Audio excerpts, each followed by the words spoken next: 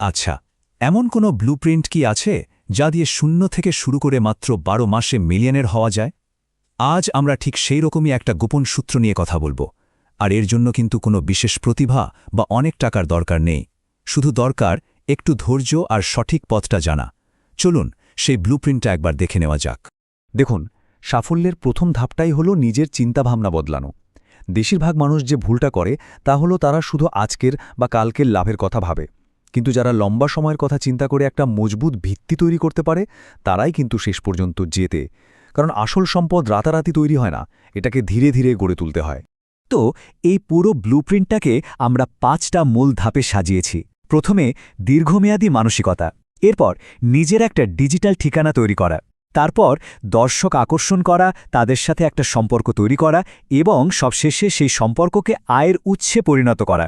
চলুন প্রত্যেকটা ধাপ নিয়ে এবার বিস্তারিতভাবে কথা বলা যাক।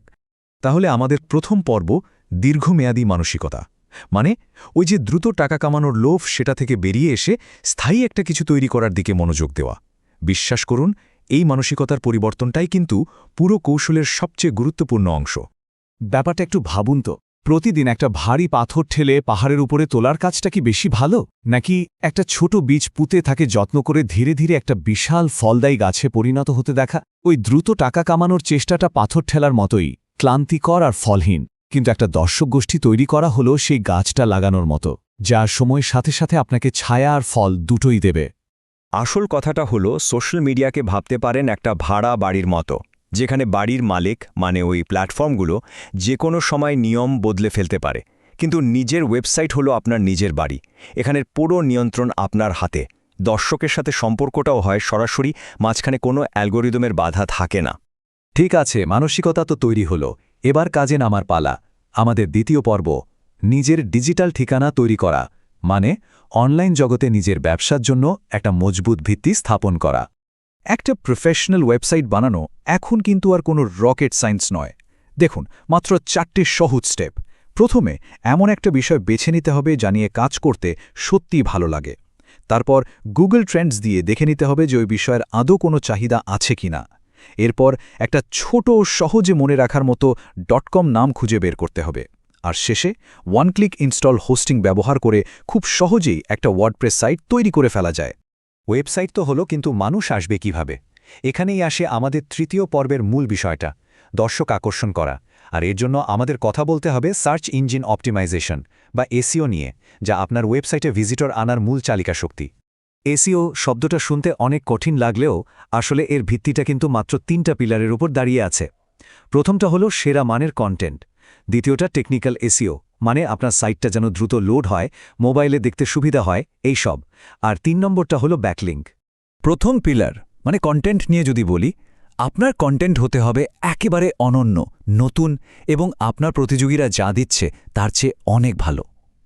কারণটা একদম সহজ, আপনার কন্টেন্ট যদি অন্যদের থেকে 10 গুণ ভালো না হয়, তাহলে লোকে কেন তাদেরটা ছেলে আপনারটা দেখবে, তাই না? এবার আসি ব্যাকলিঙ্কের কথায়। এটা আবার কি জিনিস? খুব সহজ ভাষায় বলতে গেলে এটা হলো একটা ভোটের মতো। অন্য কোনো ওয়েবসাইট যখন আপনার সাইটকে একটা লিঙ্ক দেয়, গুগল সেটাকে একটা ভোট হিসাবে দেখে। যত বেশি ভালো আর জনপ্রিয় ওয়েবসাইট থেকে ভোট আসবে, গুগলের চোখে আপনার সাইটের গুরুত্ব আর বিশ্বাসযোগ্যতা ততই বাড়বে। ভালো ব্যাকলিঙ্ক বানানোর একটা দারুণ কৌশল আছে। প্রথমে এমন ওয়েবসাইটগুলো খুঁজে বের করতে হবে যারা আপনার একাধিক প্রতিযোগীকে লিঙ্ক দিয়েছে। এরপর তাদের চেয়েও ভালো আরও নতুন তথ্য দিয়ে একটা কন্টেন্ট তৈরি করতে হবে। আর সবশেষে সেই ওয়েবসাইটগুলোর সাথে যোগাযোগ করে বলতে হবে, দেখুন, আমি আপনাদের লিঙ্কে থাকা কন্টেন্টের চেয়েও ভালো কিছু তৈরি করেছি, আপনারা কি আমারটা লিঙ্ক করতে আগ্রহী? তো ভিজিটর তো আসা শুরু হলো, কিন্তু এখানেই কাজ শেষ না। সত্যি বলতে এখন শুরু হবে আসল খেলাটা। আমাদের চতুর্থ পর্ব হলো এই ভিজিটরদের সাথে একটা সংযোগ তৈরি করা এবং তাদেরকে একটা অনুগত কমিউনিটিতে পরিণত করা। সোশ্যাল মিডিয়াকে নিজের মূল প্ল্যাটফর্ম না ভেবে এটাকে ব্যবহার করতে হবে ট্রাফিক আনার একটা মাধ্যম হিসেবে। নিজের কন্টেন্টগুলোকে এক্স, লিঙ্কডইন, ফেসবুকে শেয়ার করা যায়। বিশেষ করে এক্সকে একটা টেস্টিং গ্রাউন্ড হিসেবে ব্যবহার করে দেখা যেতে পারে কোন আইডিয়াগুলো মানুষের পছন্দ হচ্ছে। যেগুলো হিট হবে সেগুলোকেই বাকি প্ল্যাটফর্মে ছড়িয়ে দিতে হবে এবং পোস্টের মধ্যে লিঙ্ক দিয়ে ট্রাফিক আবার নিজের ওয়েবসাইটে ফিরিয়ে আনতে হবে। এই চার্টটা দেখুন, একটা খুব জরুরি বিষয় পরিষ্কার হয়ে যাবে। একজন সোশ্যাল মিডিয়া ফলোয়ার আর একজন ইমেইল সাবস্ক্রাইবারের মধ্যে কিন্তু আকাশ পাতাল তফাৎ। কারণ ইমেইলের মাধ্যমে আপনি সরাসরি তার ইনবক্সে পৌঁছাতে পারছেন। এখানে কোনো অ্যালগরিদমের খেলা নেই, তাই একজন ইমেইল সাবস্ক্রাইবার অনেক অনেক বেশি মূল্যবান। এখন প্রশ্ন হল, ভিজিটরদের ইমেল অ্যাড্রেস পাওয়া যাবে কিভাবে? এর জন্য একটা দারুণ জিনিস আছে, যাকে বলে লিড ম্যাগনেট।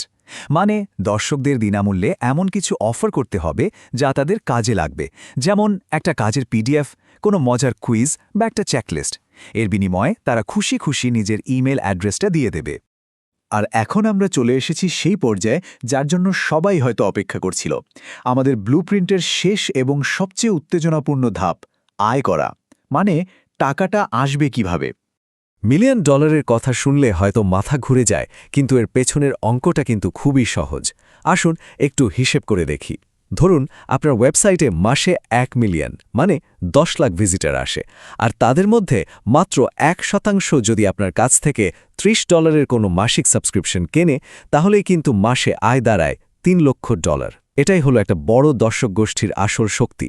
শুধু একটা আয়ের উৎসের ওপর ভরসা করাটা কিন্তু বুদ্ধিমানের কাজ না, তাই সবসময় একাধিক পথ খোলা রাখতে হবে। অ্যাফিলিয়েট মার্কেটিং করা যেতে পারে, নিজের কোনো ডিজিটাল প্রোডাক্ট বা টুলস বিক্রি করা যেতে পারে, পরামর্শ দেওয়ার মতো পরিষেবা দেওয়া যেতে পারে, আর অবশ্যই মাসিক সাবস্ক্রিপশন মডেল তো আছেই। আরেকটা জরুরি কথা হলো, দর্শকের মধ্যে সবার বাজেট তো একরকম হয় না। ব্যাপারটা খুব সহজ। মার্কেটে কেউ ফেরারি কিনতে চায় তো কেউ টয়োটা। বুদ্ধিমানের কাজ হলো দুজনের কাছেই বিক্রি করার মতো কিছু রাখা, তাই একাধিক দামের পণ্য বা পরিষেবা অফার করা উচিত। তাহলে চলুন পুরো ব্লুপ্রিন্টটা একবার ঝালিয়ে নেওয়া যাক। মাত্র 5টা ধাপ। প্রথমত, দীর্ঘমেয়াদী মানসিকতা। দ্বিতীয়ত, নিজের ডিজিটাল বাড়ি অর্থাৎ ওয়েবসাইট তৈরি করা। তৃতীয়ত, এসইওর মাধ্যমে সেখানে ট্র্যাফিক আনা। চতুর্থত, ইমেলের মাধ্যমে সেই ট্র্যাফিককে ধরে রাখা। আর পঞ্চমত, একাধিক উৎস থেকে আয় করা। তো $1 মিলিয়ন এই যাত্রাটা কিন্তু আজই শুরু করা সম্ভব। আসল প্রশ্নটা হলো, সেই প্রথম পদক্ষেপটা নেওয়ার জন্য, নিজের দর্শক গোষ্ঠী তৈরি করার জন্য সবাই কি তৈরি?